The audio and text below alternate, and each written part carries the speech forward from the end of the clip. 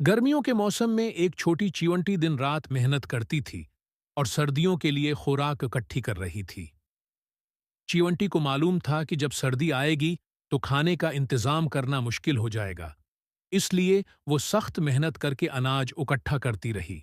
उसी जंगल में एक टडी भी रहता था जो सारा दिन खेल कूद में मसरूफ रहता था।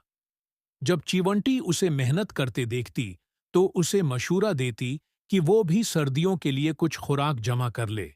लेकिन टडी हमेशा हंसते हुए कहता, सर्दियों में देख लेंगे, अभी तो गर्मियों का मजा लो। चिवंटी उसकी बातों पर ध्यान नहीं देती और अपनी मेहनत में लगी रहती। वक्त गुजरता गया और सर्दियां आ गईं। मौसम बदल गया और खुराक का इंतजाम करना मुश्किल हो गया। चिवंटी ने अपनी मेहनत की बदौलत सर्दियों के लिए काफी खुराक जमा कर रखी थी। इसलिए वो आराम से अपने घर में बैठी रही और सर्दियों का सामना किया। दूसरी तरफ टडी के पास कोई खुराक नहीं थी।